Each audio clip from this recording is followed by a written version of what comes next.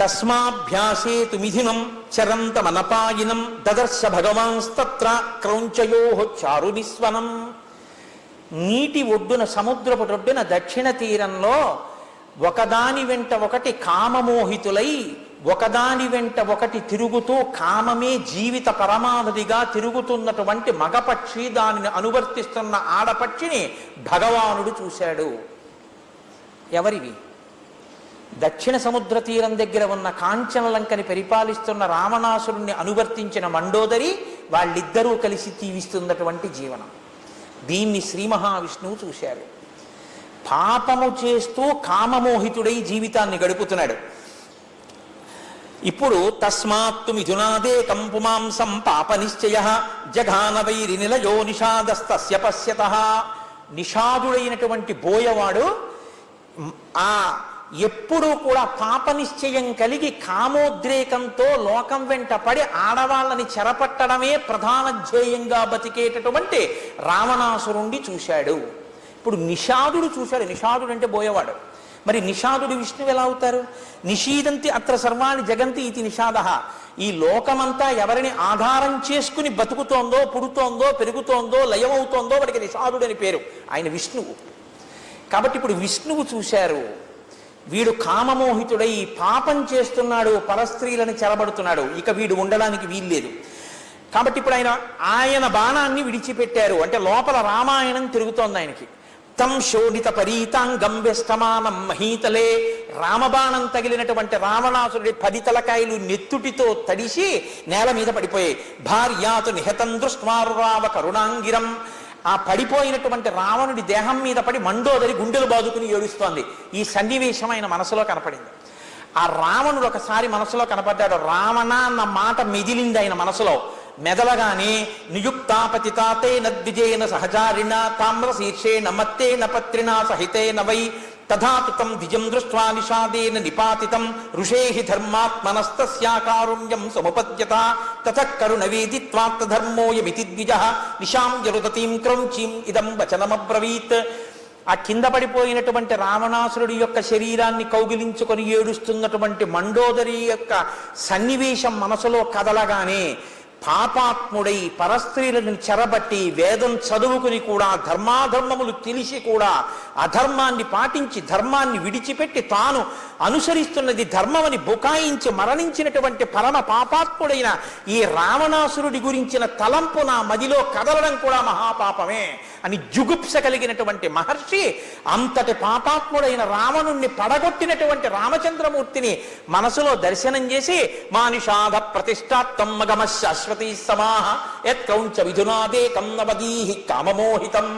కామం చేత కలిసి కన్ను మిన్ను కానక తిరుగుతూ ధర్మాన్ని విడిచిపెట్టినటువంటి రావణ మందోదరుల యొక్క జంటలో రావణుడనేటటువంటి క్రౌంచపక్షిని బాణంతో పడగొట్టినటువంటి విష్ణుస్వరూపుడమైన రామచంద్రమూర్తి నీ కీర్తి 10 కాలములు శోభిల్లి లోకమంతటి చేత ఆదరింపబడి నమస్కరించుగాక. మంగళాచరణ శ్లోకమైంది. ఇందాకటి శాపవాక్కు ఇప్పటి రామాయణంగా తిప్పేస్తే శ్లోకాల్లోకి ఆ శ్లోకంలో శ్రీ మహావిష్ణువుని కీర్తించి ఆయనకి మంగళాశాసనం చేసినటువంటి శ్లోకంగా మారిపోయింది. కాదు, రామాయణం అంతా శ్లోకంలోకి వచ్చేసింది. మొత్తం 7 కాండలు ఆ శ్లోకంలోకి వచ్చాయి. ఎలా వచ్చాయి? మానిషాద అంటే మాం అంటే లక్ష్మీదేవి. లక్ష్మీదేవితో కూడినవాడు రాముడు. శ్రీరాముడు అయ్యాడు సీతా కళ్యాణం తర్వాత. అందుకని శ్రీరాముడు సీతారాముడు బాలకాండ. ప్రతిష్టాత్వం ఆ తండ్రి అయినటువంటి దశరథ మహారాజు గారి యొక్క మాటని నిలబెట్టడం కోసమని, సత్యమునందు నిలబెట్టడం కోసమని అరణ్యవాసం చేసినటువంటి మహానుభావ. ప్రతిష్టాత్వం అగమః, నీ యొక్క కీర్తి చిరకాలము ఉండిపోతుంది. నీ గురించి పితృవాక్య పరిపాలకుడిని లోకం శ్లాఘిస్తుంది. కాబట్టి అయోధ్యకాండ. శాశ్వతీ సమాహ, మాట తప్పకుండా 14 సంవత్సరములు అరణ్యవాసం చేసేటప్పుడు భరతుడే వచ్చి, శత్రుఘ్నుడే వచ్చి, కౌసల్య, సుమిత్ర, కైకేయి వచ్చి, వశిష్ఠుడు వచ్చి, జాబాలి వచ్చి, ఋషులు వచ్చి, పౌరులు వచ్చి, జానపదులు వచ్చి రాజ్యం తిరిగి తీసేసుకోమని వరం అడిగిన నేనే అంటున్నాను, రామా మళ్ళీ రాజ్యం తీసుకో. ఎవరి కోసం అడిగిందో ఆ భరతుణ్ణి చెప్తున్నాను, రామా రాజ్యం తీసేసుకో అన్నా సరే సత్యమేవేశ్వరో లోకే సత్యం పద్మాశ్రితా సదా సత్యమూలాని సర్వాణి సత్యాన్నాస్తి పరం పదం. నాకు సత్యం తప్ప ఇంకోటి అక్కర్లేదు. ఎవరు వరం అడిగాడో ఆ నా తండ్రి లోకాన్ని విడిచిపెట్టి వెళ్ళిపోయాడు. ఇప్పుడు మళ్ళీ ఆ వరాలు వెనక్కి తీసుకుంటున్నాను రామా రా అని చెప్పడానికి తండ్రి లేడు. ఆ తండ్రి ఇచ్చిన మాట నిలబడాలి అంటే, తండ్రి పైలోకాల్లో సంతోషించాలంటే నేను 14 ఏళ్ళు అరణ్యవాసం చేయడం వినా నాకు మార్గం లేదు అని మాటకి కట్టుబడి 14 ఏళ్ళు అరణ్యవాసం చేసి తృణం కింద రాజ్యాన్ని విడిచిపెట్టినటువంటి మహాపురుషుడిగా రామా నీ కీర్తి 10 కాలములు శోభింది. రామాయణం లోకంలో యుగాలతో సంబంధం లేకుండా ప్రవచనం చేయబడి, చెప్పబడి, ఆదరింపబడి, నమస్కరింపబడుతుంది. కాబట్టి అరణ్యకాండ. క్రౌంచ మిథునాత్ ఏకం, క్రౌంచ మిథునాత్, క్రౌంచము క్రౌంచి ఇవి వాలి తార. ఎందుచే వాలి తార సక్రమం, వాలి రుమ, సుగ్రీవుని భార్య అయినటువంటి రుమని వాలి అనుభవించాడు. కాబట్టి కామప్రధానముగా తిరిగినటువంటి స్థితిలో ఉన్నటువంటి వాలిని నిగ్రహించినటువంటి స్వరూపం ఉన్నవాడా కిష్కింధకాండ. లేదు, అందులోనే ఒక గమ్మత్తుంది. క్రౌంచౌ అంటే పరివేదన చేత కృషించిపోయిన ప్రాణి. ఎవరు తనకి కనపడాలని తాపత్రయపడుతోందో వాళ్ళు కనపడకపోవడం వల్ల నీరసపడి బాగా కృషించిపోతే క్రౌంచౌ అని పిలుస్తారు. ఏ రామచంద్రమూర్తి తన పక్కన ఉండాలని కోరుకుని 14 సంవత్సరముల అరణ్యవాసం కోసమని అయోధ్య కన్నా నీ పక్కనున్న అరణ్యవాసమే నాకు గొప్పదని సీతమ్మ తల్లి వచ్చిందో, ఆ అరణ్యవాసంలో సీతమ్మ తల్లిని రావణాసురుడు అపహరించి తీసుకెళ్లి అశోకవనంలో శిశుపావృక్షం మీద కింద కూర్చోబెట్టినప్పుడు మళ్ళీ నా భర్త రాముడితో నేను ఎప్పుడు కలిసి ఉంటానో అని మనసులో కలిసే ఉన్నా బాహ్యంలో కూడా రాముడు తన పక్కకి రావాలని పరితపించి పరితపించి శోకించి ఉపవసించి కృషించిపోయిన సీతమ్మ తల్లి కథ చెప్పబడింది కాబట్టి సుందరకాండ. కాబట్టి క్రౌంచ మిథునాత్ ఏకం, ఒక్కడే రామనామాన్ని రామ కథని 1కి 10 మాటలు ఎలా చెప్పాలో, ఎక్కడ సంక్షిప్తంగా చెప్పాలో, ఎక్కడ వివరంగా చెప్పాలో, ఎక్కడ నామం చెప్పాలో, ఎక్కడ భక్తి ప్రకటనం చేయాలో అక్కడ రామనామ వైభవాన్ని ప్రకాశింపచేసి ఒక్కడే, ఎవ్వరూ చెయ్యలేది సంకల్పం చేసి ఒక్కడే 100 యోజనముల సముద్రాన్ని గడచి ఒక్కడే అంతమంది వానరులను భంగించి ఒక్కడే ముట్టుకోకుండా సీతమ్మ తల్లి శోకాన్ని తొలగించి ఒక్కడే పట్టుకొచ్చిన ఉంగరాన్ని సీతమ్మకిచ్చి ఒక్కడే సీతమ్మ తల్లి దగ్గర అభిజ్ఞానం పుచ్చుకుని ఒక్కడే కొన్ని లక్షల మంది రాక్షసుల్ని తెగటార్చి ఒక్కడు నిర్భయంగా రావణాసురుడికి సందేశం చెప్పి ఒక్కడే నిర్భయంగా ఆనాడు ఆ పర్వతం నుంచి బయలుదేరి 100 యోజనముల సముద్రాన్ని గడచి ఈవలి ఒడ్డుకు వచ్చి దృష్ట్వాతు సీత నేను దృష్ట్వా సీతాతు విక్రాంత సంక్షేపేణ్యవేదయత్, సీతమ్మ తల్లి చూడబడిన సీతమ్మ అని క్షేమవార్త చెప్పాడో అటువంటి మహానుభావుడైన హనుమ యొక్క వీరోచిత గాథని ప్రకాశింపచేసిన సుందరకాండ అందులో ఉంది. కాబట్టి అక్కడ క్రౌంచ మిథునాత్ ఏకం అవధీహి కామమోహితం, కామమోహితమైనటువంటి జంటలో ఆ రావణాసురుణ్ణి పడగొట్టిన సందర్భమైన యుద్ధకాండ అందులోకి వచ్చింది. కాబట్టి ఆ తర్వాత జరిగినటువంటి కథని కూడా చెప్పింది. కాబట్టి ఎందుచేతనంటే రామచంద్రమూర్తి మీద మనసు ఉన్నటువంటి సీతమ్మని రాజధర్మం కోసం విడిచిపెట్టి బాధ పెట్టిన సందర్భంతో కూడినటువంటి ఉత్తరకాండ కలిసింది. కాబట్టి 7 కాండలతో ఉన్న రామాయణం ఒక్క శ్లోకంలోకి లోపల రామాయణమే తిరుగుతున్న మహర్షికి క్రౌంచిల యొక్క మిథునంలో ఒక పక్షి పడిపోతే ఒక శ్లోక రూపంలో నోటి వెంట సంపూర్ణ రామాయణం మొదటి శ్లోకంగా పైకొచ్చింది. కాబట్టి మానిషాభ ప్రతిష్టాత్వం మఘమశ్శాశ్వతీ సమాహ యత్ క్రౌంచ మిథునాదేకం అవధీహి కామమోహితం. ఇప్పుడు ఈ మాట అంటే భరద్వాజుడు విన్నాడు. ఇది పైకి శాపవాక్కులా ఉంది కానీ ఎంత మంగళప్రదంగా ఉంది శ్లోకం అని అదే పనిగా శ్లోకాన్ని చదువుకుంటున్నాడు.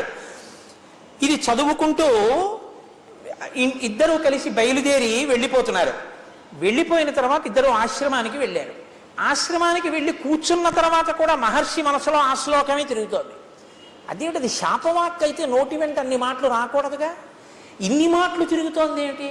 మళ్ళీ భరద్వాజుడిని పిలిచాడు. ఆయన ఈ శ్లోకమే చెప్పాడు. చాలా బాగుంది గురువుగారు ఆ శ్లోకం అన్నాడు. పాదబద్ధోక్షర సమః తంత్రీలయ సమన్విత శోకార్తస్య ప్రవృత్తో మే శ్లోకో భవతు నాన్యథా. నా శోకము శ్లోకమైందయా. దీనికి 4 పాదాలు ఉన్నాయి, ఒక్కొక్క పాదానికి సమానంగా అక్షరాలు ఉన్నాయి. ఇది సంగీతానికి కట్టుబడుతోంది, తంత్రీలయ సమన్వితమైంది. దీన్ని వీణ మీద వాయించచ్చు, దీన్ని పక్క వాయిద్యాలతో గీతంగా ఆలాపన చెయ్యొచ్చు, పాట పాడచ్చు. దీనికి ఇన్ని లక్షణాలు ఎలా కుదిరే? నేను క్రౌంచ మిథునం చూసి బోయవాడు వేసిన బాణానికి బాధపడి అన్న శ్లోకం ఇంత అద్భుతంగా ఎలా వచ్చింది? ఆశ్చర్యపోతున్నారు. ఆశ్చర్యపోతూ కూర్చుని భరద్వాజుడితో మాట్లాడుతున్నారు. ఇంతలో గొప్ప తేజస్సు ఒకటి ఆశ్రమ వాకిట కనపడింది. ఏమిటని ఇటు తల తెప్పి చూశారు. అజగామ తతో బ్రహ్మాలోకకర్త స్వయం ప్రభు చతుర్ముఖో మహాతేజ దృష్టుం తమ్ము నిపుంగమం. 4 ముఖములు కలిగినటువంటి చతుర్ముఖ బ్రహ్మగారు కమండలం పట్టుకుని హంసవాహనం దిగి అడుగులు వేసుకుంటూ ఆశ్రమంలోకి ప్రవేశిస్తున్నారు. ముందు కొడుకు వచ్చాడు, వెనక తండ్రి వస్తున్నారు. లేచి నిలబడ్డారు. మనసంతా రామాయణం, మనసంతా శ్లోకం. అనుకోకుండా చతుర్ముఖ బ్రహ్మగారి దర్శనం, పరమానందం. ఏమిటి ఒకదాని వెంట ఒకటి ఈ సన్నివేశాలు? ఆనందంతో ఏది తర్వాత ఏది చేస్తున్నారో, దేని తర్వాత ఏది జరుగుతోందో మనసు నిలబట్టలేదు. ఏమిటి విచిత్రం? ఆశ్చర్యపోయారు. వాల్మీకి రథతం దృష్ట్వా సహసోత్థాయమాగ్యతః ప్రాంజలి ప్రయతో భూత్వా తస్థౌ పరమ విస్మితః. చాలా ఆశ్చర్యపోయారు. ఇప్పుడు బ్రహ్మగారు రావడం ఏమిటి? మహానుభావుడు ఎంతో తపస్సు చేసి తపస్సు చేసి తపస్సు చేస్తే ఒక్కసారలా ప్రత్యక్షమయ్యేటటువంటి వాడు తనంత తానుగా ఆశ్రమానికి వచ్చారు. హంసవాహనం దిగి నడిచి లోపలికి వస్తున్నారు. ఆశ్చర్యపోయి లేచి నిలబడ్డారు. మహావినయంతో ఇలా వంగి నమస్కారం చేస్తూ ఆ బ్రహ్మగారికి స్వాగతం చెప్పారు. ఆయన లోపలికి వచ్చారు. లోపలికి వచ్చారు కానీ మనసంతా ఎక్కడుంది? ఇంతటి మహాత్ముడు వచ్చాడే, బ్రహ్మగారు వచ్చారే అన్న ఉత్సాహం, సంతోషం. ఆయనకి ఏదో మనం పూజ చేద్దామని లేదు. ఇంకా లోపల రామాయణం రామాయణం రామాయణం, ఆ సంక్షేప రామాయణం అదే తిరుగుతోంది. ఆ శ్లోకం ఎందుకు వచ్చింది నా నోటి వెంట? ఏమిటి అంత గొప్పగా ఉంది ఆ శ్లోకం? ఏమిటి ఆ సమానమైన అక్షరాలు ఏమిటి? ఏమిటా వీణకి కట్టుబడ్డం ఏమిటా? సంగీతానికి కట్టుబడ్డం ఏమిటి? ఏమిటి గమ్మత్తు? తెల్లబోతున్నాడు ఆయన. వచ్చారు, కూర్చోబెట్టారు, అర్ఘ్యం ఇచ్చారు, పాద్యం ఇచ్చారు, ఆసనం ఇచ్చారు. అన్నీ ఇచ్చి కూర్చోబెట్టిన తర్వాత ఆయన ఏదో మాట్లాడుతున్నారు బ్రహ్మగారు. ఈయన వింటున్నారు. నారదుడు మాట్లాడింది చెవులలోంచి మనసులోకి వెళ్ళింది. నారదుడి తండ్రి సాక్షాత్తు చతుర్ముఖ బ్రహ్మగారు వచ్చి మాట్లాడుతుంటే అంటున్నారు కానీ చెవుల్లోకి మాటలు ఎడుతున్నాయి కానీ మనసు ఇంకొక చోట ఉంది. ఇది తేడా. సాక్షాత్తు బ్రహ్మగారే వచ్చారు. వచ్చిన వాల్మీకి మహర్షి మనసు అక్కడ లేదు. మరి ఎక్కడుంది అంటే, పాపాత్మన కృతం కష్టం వైరగ్రహణ బుద్ధిన యస్తాదృశం చారురవం క్రౌంచం హన్యాదకారణాత్. అరే రే, ఆ 2 క్రౌంచ పక్షులు అలా తిరుగుతుంటే పాపాత్ముడు బాణం పెట్టి కొట్టేశాడు రా, పాపం ఆ ఆడపక్షి అంత ఏడుస్తోందిరా. మనసులో బాధతో ఆ సన్నివేశం, ఆ శ్లోకం అవే తిరుగుతున్నాయి. ఇప్పుడు బ్రహ్మగారు కనిపెట్టారు. బ్రహ్మగారికి ఆ మాత్రం తెలియదండి. మహానుభావుడు దేని గురించి పరివేదన చెందుతున్నాడో, తానే వచ్చినా మనసు ఎందుకు నిలబడటం లేదో, ఎందుకు తన మీద దృష్టి పెట్టలేకపోతున్నాడో, తను చెప్పింది ఎందుకు వింటలేదో అర్థమైంది. ఆయన అన్నారు, ఓ వాల్మీకి మహర్షి, నీ నోటి వెంట ఆ శ్లోకం ఎందుకు వచ్చిందో తెలుసా? మచ్చందాదేవతే బ్రహ్మన్ ప్రవృత్తేయం సరస్వతి రామస్య చరితం సర్వం కురుత్వం ఋషి సత్తమా. నా శక్తి స్వరూపమైనటువంటి సరస్వతి నిన్ను అనుగ్రహించింది. అనుగ్రహించి నీ నోటి వెంట రామాయణ కావ్యం ఆవిర్భవించబోతోంది. అందుకే దానికి మొదటి శ్లోకం మంగళాచరణ శ్లోకంగా నీ నోటి వెంట వచ్చింది. అందుకే ఆ శ్లోకం నీ నోట్లో అలా తిరుగుతోంది. అందులో 7 కాండలు సంక్షిప్తంగా శ్లోకంలోకి ఇమిడిపోయాయి. ధర్మాత్మనో గుణవతో లోకే రామస్య ధీమతః వృత్తం కథయధీరస్య యథాతే నారదాచ్యుతం. నారదుడు నీకు ఏ సంక్షేప రామాయణాన్ని చెప్పాడో ఆ సంక్షేప రామాయణాన్ని, ఆ రామ కథని, లోకానికంతటికి అభిరాముడైనటువంటి ఆ రాముడి యొక్క చరిత్రని శ్రీరామాయణంగా రచన చెయ్యి. ఇక్కడ మీరు ఒక్కటి ఆలోచించండి. రచన చెయ్యి అని వరం ఇచ్చారు. రచన చెయ్యడానికి ఆయన 100 శ్లోకాలే చెప్పారు. సంక్షేప రామాయణమే వాల్మీకి తెలుసు. కాబట్టి ఇప్పుడు మళ్ళీ వాల్మీకి రచన చేస్తే ఏం చెయ్యాలి? మళ్ళీ ఆ సంక్షేప రామాయణమే రాయాలి కదా. అంతకన్నా ఆయనకి ఇంకేం తెలియదుగా, జరిగిపోయింది. పైగా ఇప్పుడు నారదుడు చెప్పిన సంక్షేప రామాయణాన్ని రామాయణంగా విస్తరించి రాసేటట్టుగా బ్రహ్మగారు వాల్మీకి మహర్షికి వరాన్ని, శక్తిని, సరస్వతి కటాక్షాన్ని కృప చెయ్యడానికి ఏది చూసిస్తున్నారు? మీరు బాగా ఆలోచించండి. ఇప్పుడు నారదుడు వచ్చి వెళ్ళిన తరువాత బ్రహ్మగారు వచ్చి వరం ఇస్తున్నారు. బ్రహ్మగారే ముందొచ్చి 100 శ్లోకాలు చెప్పేసి ఇవ్వచ్చుగా ఈ వరం? మరి ముందు బ్రహ్మగారు ఎందుకు రాలేదు? నారదుడు ముందు ఎందుకు వచ్చాడు అంటే బాగా గమనించండి. సంక్షేప రామాయణం విన్నంత మాత్రం చేత మనసు ఆనంద పారవశ్యంలో మగ్నమై మనసంతా రాముడు నిండిపోయి స్నానం చేస్తున్నా, సంధ్యావందనం చేస్తున్నా, క్రౌంచమిథునం చూస్తున్నా, బాణం పెట్టి కొట్టడం చూస్తున్నా, లోపల రామాయణమే తిరిగి రామాయణ కథయే శాపవాక్కునిద్దామన్న శ్లోకంలోకి చేరిపోయేటట్టుగా పారవస్యం పొందినటువంటి వాల్మీకి మహర్షి హృదయ స్థితి రెండు.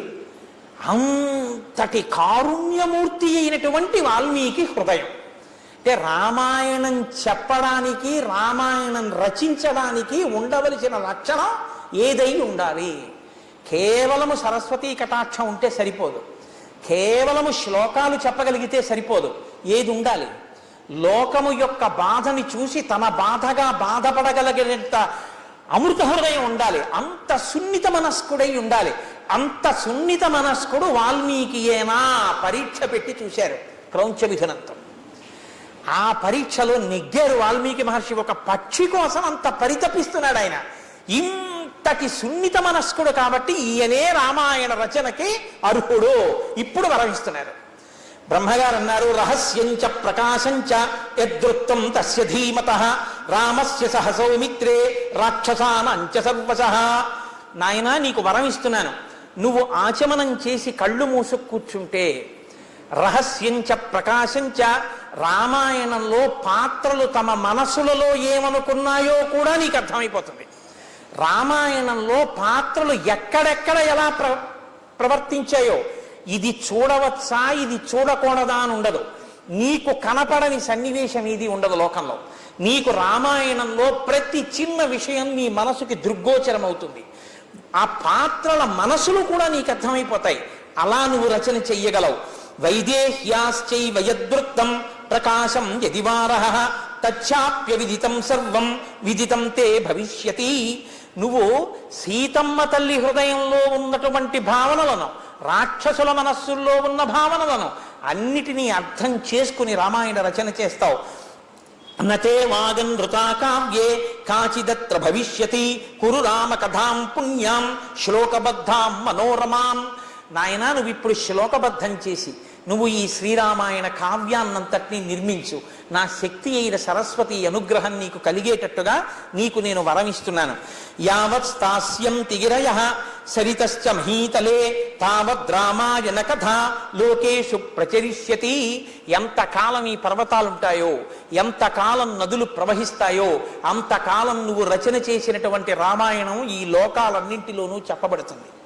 యావద్ రామాయణ కథ తత్కృత ప్రచరిష్యతి తావదూర్ధ్వమధశ్చత్వం మల్లోకేషు నివత్స్యసి. ఎంతకాలం ఈ రామాయణ కథ లోకంలో ప్రచారంలో ఉంటుందో అంతకాలం ఊర్ధ్వలోకాల్లో, అధోలోకాల్లో, నాలోకంలో కూడా ఉండగలిగినటువంటి శక్తిని నీకు నేను కృప చేస్తున్నాను, నీకు నేను వరం ఇస్తున్నాను. ఇప్పుడు మీరు బాగా గమనించి చూస్తే శ్రీరామాయణ రచనలో జరిగిపోయినటువంటి కథని అర్థం చేసుకుని అందులో ఒక్క మాట అబద్ధం ఉండదు అని బ్రహ్మగారు వరమిస్తున్నారు వాల్మీకి మహర్షికి. అందుకే లోకంలో రామాయణాలు చాలా ఉండొచ్చు.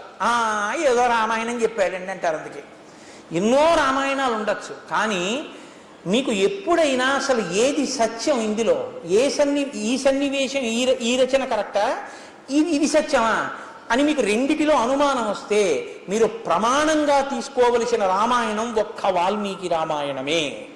వాల్మీకి రామాయణంలో ఏం చెప్పారో అదే సత్యం తప్ప మిగిలిన రామాయణాల్లో వారి భావన చేత, వారి దర్శన సౌఖ్యము చేత, దాని వలన కలిగిన భావోద్రేకం చేత అక్కడక్కడ కొన్ని అధికంగా ఉండవచ్చు.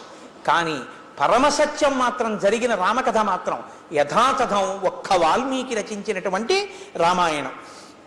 అందుకే అది వేదోపబృంహణమైంది రామాయణం. ఇప్పుడు వాల్మీకి మహర్షి చాలా సంతోషించారు. ఎలా వచ్చారో బ్రహ్మగారు అలా వెళ్ళిపోయారు. వెళ్ళిపోయిన తర్వాత ఇప్పుడు ఆయన మనసంతా ఆనందం. ఎప్పుడెప్పుడు అంతర్ముఖుండైపోయి ఆ పాత్రలన్నిటినీ చూస్తూ రామాయణ రచన చేస్తానా అని ఉవ్విళ్ళూరిపోయారు. కూర్చున్నారు దర్భాసనం వేసుకుని. ఉపస్పృశ్యోదకం సమ్యక్ మునిస్థిత్వా కృతాంజలి ప్రాచీనాగ్రేషు దర్భేషు ధర్మేణాన్వేషతే గతిం. తూర్పు ముఖంగా దర్భలు ఉండేటట్టుగా ఆసనాన్ని వేసుకుని ఆచమనం చేసి కళ్ళు మూసుకుని కూర్చున్నారు. కూర్చుంటే రామాయణ కథంతా ఆయన కళ్ళ ముందు కట్టినట్టుగా కనపడుతోంది. సంక్షేప రామాయణంలో ఎలా చెప్పబడిందో అలా రామాయణం 7 కాండలలో ఉన్నటువంటి కథాభాగాన్నంతటినీ కూడా మొట్టమొదటి నుంచి ఉత్తరకాండ వరకు భూత భవిష్యత్ వర్తమాన కాల దర్శనముల సమర్థత చేత శ్రీరామాయణ రచన వాల్మీకి మహర్షి పూర్తి చేశారు. శ్రీరామాయణ రచన పూర్తయింది. 24,000 శ్లోకానాం ఉక్తమాన్ ఋషి తథా సర్గశతాన్ పంచ షట్కాండాని తథోత్తరం. 24,000 శ్లోకములు. ఒక్కొక్క శ్లోకానికి ప్రతి 1000 శ్లోకాలలో మొదటి శ్లోకానికి మొదటి అక్షరం గాయత్రీ మహామంత్రం యొక్క 24 బీజాక్షరాలలో ఒక అక్షరంతో ప్రారంభమవుతుంటుంది. అందుకే తపస్వాధ్యాయ నిరతం తపస్వి వాగ్విదాంబరం, అందులో గాయత్రీ మహామంత్రం 24 అక్షరాల్లో మొట్టమొదటి అక్షరంతో ప్రారంభం. అందుకే శ్రీరామాయణం చెప్పడము అంటే, శ్రీరామాయణాన్ని చదవడం అంటే గాయత్రీ మహామంత్రం యొక్క వ్యాఖ్యానం అంతటినీ చదవడంతో సమానం. కాబట్టి ఒక్కొక్క అక్షరానికి 1000 శ్లోకాలు చొప్పున 24,000 శ్లోకములతో రచన చేశారు. చేసి తథా సర్గశతాన్ పంచ షట్కాండాని 500 సర్గలు, 6 కాండలు, ఆ పైన ఉత్తరకాండ, వీటితో శ్రీరామాయణ రచన చేశారు. చేసి శ్రీరామాయణాన్నంతటినీ దగ్గర పట్టుకుని ఆయన ఒక్కసారి ఆలోచించారట. చింతయామాస కోన్వేతత్ ప్రయుంజీ ఆదితి ప్రభు. ఇంత గొప్ప రామాయణాన్ని రచన చేశాను కదా, ఈ రామాయణాన్ని పాడగలిగిన వాడెవరు? మీరు బాగా గుర్తుపెట్టుకోండి. శ్రీరామాయణ ప్రారంభం దగ్గర నుంచి కూడా మొదటి శ్లోకం నుంచి కూడా వీణానాదానికి తంత్రీలయ సమన్వితమై సంగీతానికి కట్టుబడింది. అసలు రామాయణాన్ని సంగీతబద్ధంగా వింటే చాలా గొప్పగా ఉంటుంది. కానీ మన దురదృష్టం ఏమిటంటే కనీసం ఒక్క సర్గ ఇవాళ అసలు రామాయణంలో ఉన్నటువంటి శ్లోకాల్ని అలా సంగీతబద్ధంగా పాడించే ప్రయత్నం లేదు. అసలు నాకైతే అనిపిస్తుంది, ఏనాడు వాల్మీకి మహర్షి, ఏనాడు గాయత్రి, ఏనాడు సీతారాములు సంతోషిస్తారంటే కనీసంలో కనీసం ఒక్క సర్గ ఎవరైనా సాధన చేసి దాన్ని కచేరీగా రాగతాళముల యందు ప్రవేశమున్నవారు, గురుముఖత సంగీతం నేర్చుకున్నవారు, సామవేదం కనుక శ్రీరామాయణాన్ని అలా పాడగలిగితే, పక్క వాయిద్యాలతో వీణానాదంతో కలిపి పాడగలిగితే నిజంగా అక్కడ సీతారాములు వచ్చి కూర్చుని విని సంతోషిస్తారు. కాబట్టి ఇప్పుడు ఎవరు అంతటి గాంధర్వ వేదం తెలుసున్నవారు ఎవరు ఈ రామాయణాన్ని ప్రచారం చెయ్యగలరు అని 24,000 శ్లోకాలతో కూడిన రామాయణ గ్రంథాన్ని దగ్గర పెట్టుకుని మహర్షి ఆలోచిస్తున్నారు.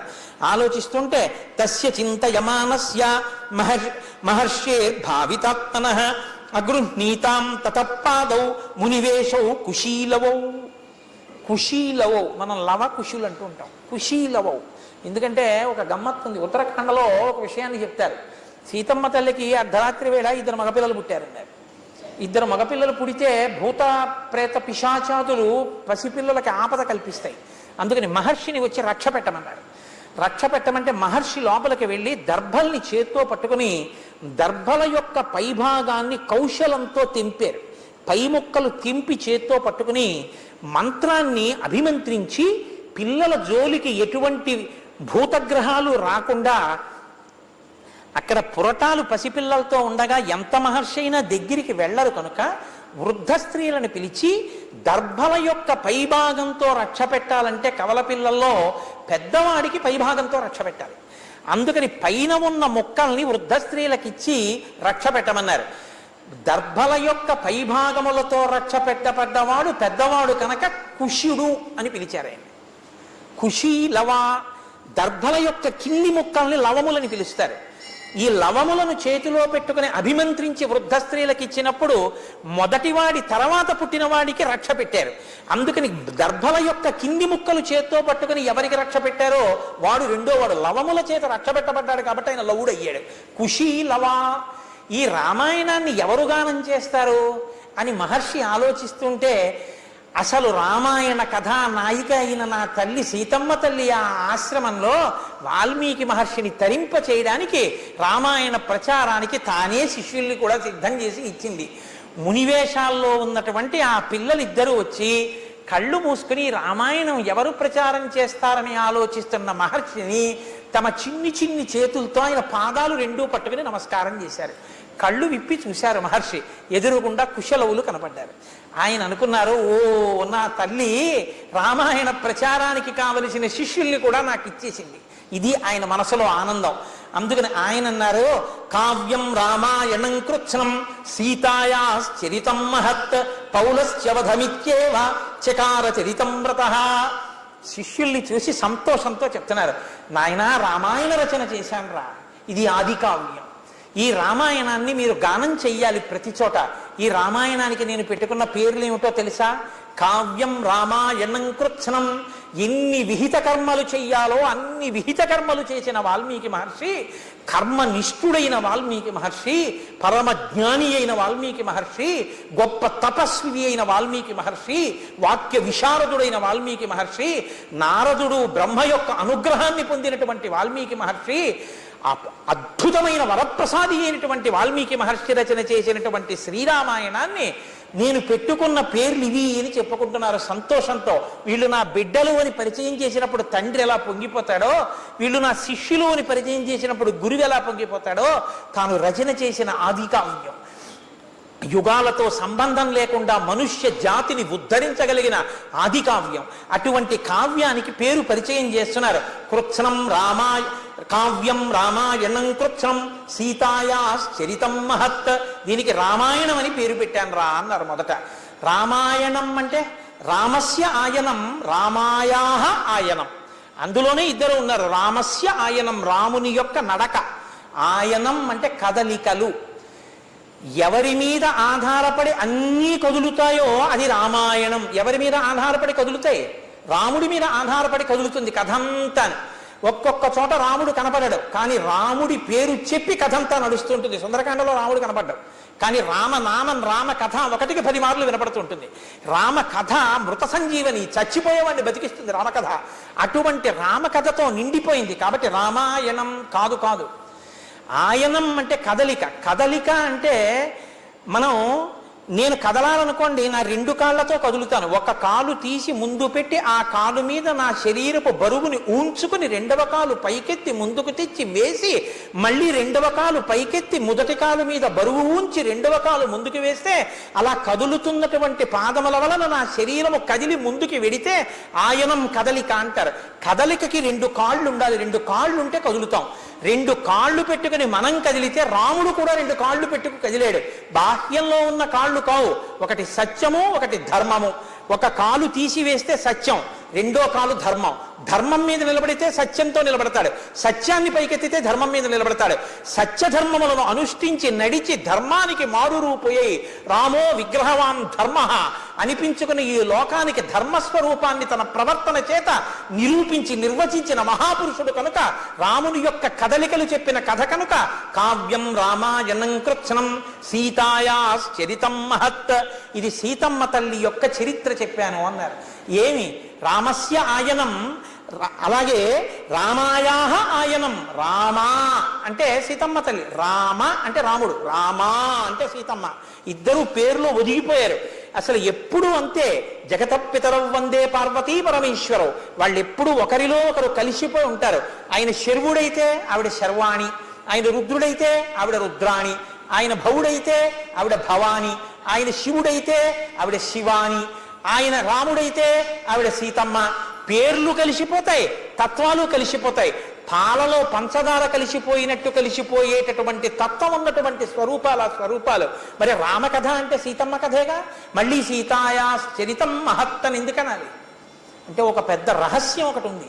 రాముడు నరుడిగా పుట్టాడు ఈ లోకంలో, పుట్టి నరుడిగా ప్రవర్తించాడు. కానీ సీతమ్మ నరకాంతగా పుట్టినది కాదు.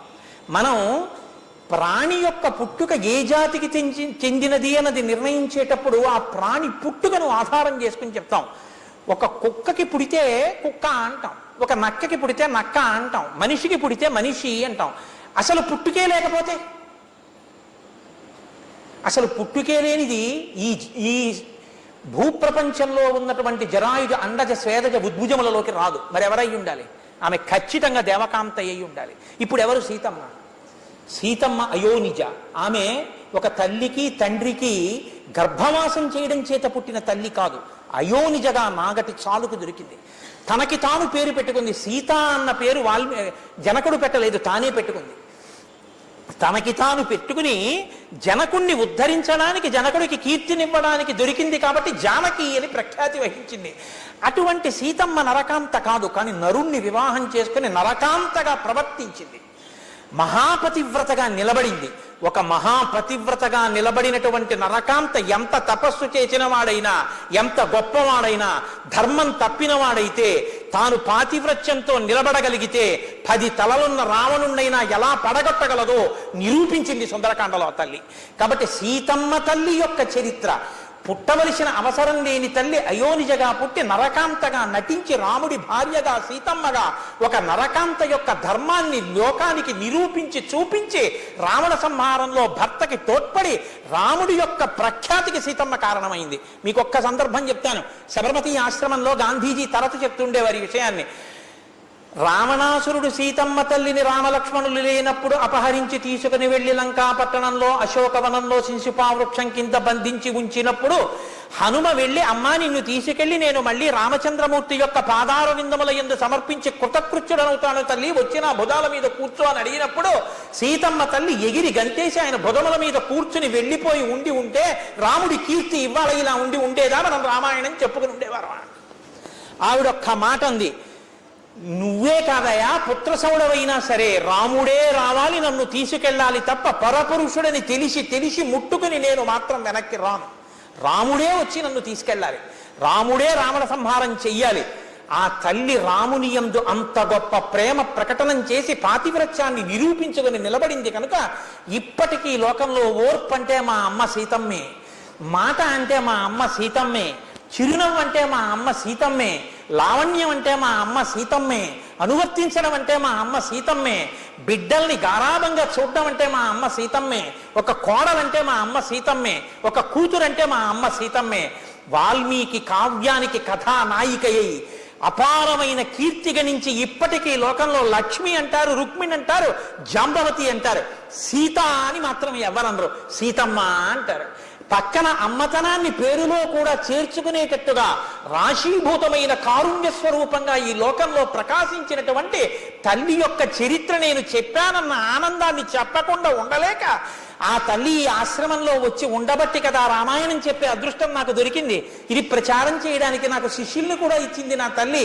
ఆ ఆనందంతో కావ్యం రామాయణం కృత్స్నం సీతాయాశ్చరితం మహత్ పౌలస్య వధమిత్యేవ చకార చరితం వ్రతః. పౌలస్య వధ, పులస్య బ్రహ్మ యొక్క కుమారుడు వైశ్రవణుడు, విశ్రవసో బ్రహ్మ యొక్క కుమారుడు రావణ బ్రహ్మ. కాబట్టి ఆ పులస్య వంశంలో వచ్చినటువంటి రావణ సంహారాన్ని చెప్పినటువంటి కథ కాబట్టి ఈ 3 పేర్లతో నేను ఈ రామాయణాన్ని పిలుచుకుంటున్నానయ్యా. పాఠ్యే గేయే చ మధురం సంపన్నౌ మధురస్వరభాషిణౌ బింబాదివోద్ధృతౌ బింబౌ రామదేహాత్ తథాపరౌ. మంద్ర మధ్యమ తార స్థాయిలో గానం చెయ్యగలిగినటువంటి వాళ్ళు, బింబము నుంచి వచ్చిన ప్రతిబింబముల రామచంద్రమూర్తి యొక్క కాంతితో వచ్చినటువంటి రామచంద్రమూర్తి బిడ్డలైనటువంటి లవకుశులు, గొప్ప కంఠం ఉన్నవాళ్ళు, భక్తి ఉన్నవాళ్ళు, పారవస్యం ఉన్నవాళ్ళు, సంగీత విద్య నేర్చుకున్న వాళ్ళు, స్వరం తెలుసున్నవాళ్ళు, లయ తెలుసున్నవాళ్ళు, వాద్య పరికరములు ఎలా మోగుతాయో వాటితో ఎలా కలిపి పాడాలో తెలుసున్న వాళ్ళు, మీ వంటి శిష్యులు లభించడం నా అదృష్టం. నాయనా మీరు రామాయణాన్ని అన్ని చోట్ల పాడి మీ ఇద్దరు రామాయణాన్ని ప్రచారం చెయ్యండి అన్నారు మహర్షి. బాగా గుర్తుపెట్టుకోండి, రామాయణ ప్రచారము దీని కొరకు, రామాయణ ప్రవచనము దీని కొరకు, రామాయణ ప్రవచనము ధర్మము విస్తరించుట కొరకు తప్ప లవకుశుల్ని దీని కొరకు నువ్వు రామాయణాన్ని ప్రచారం చెయ్యమని ఎప్పుడూ వాల్మీకి మహర్షి చెప్పలేరు. ఎవరన్ రామాయణం చెప్పినా ఇది గుర్తుపెట్టుకోవాలి. రామాయణం దేని కొరకు? కేవలము ధర్మ ప్రచారము కొరకు. రామా అని అనడం రామాయణం చెప్పడం కొన్ని కోట్ల జన్మల తర్వాత కలిగేటటువంటి సౌభాగ్యం. అంత గొప్ప సౌభాగ్యాన్ని పనికి మాలిన వస్తువుల కోసం అమ్ముకుంటామా? ఈ మనుజేశ్వరాధములకిచ్చి పురమ్ములు వాహనమ్ములు సొమ్ములు కొన్ని పుచ్చుకొని సొక్కి శరీరము వాసి కాలుచే సమ్మెటమాటులంబడక సమ్మతి శ్రీహరికిచ్చి చెప్పే ఈ బొమ్మెల పొతరాదొకడు భాగవతంబు జగద్ధితంబు గన్నంటారు పోతన గారు. అలా రామాయణం అనేటటువంటిది ధర్మవ్యాప్తి కొరకు చెప్పుకునేటటువంటి ఆదికావ్యం.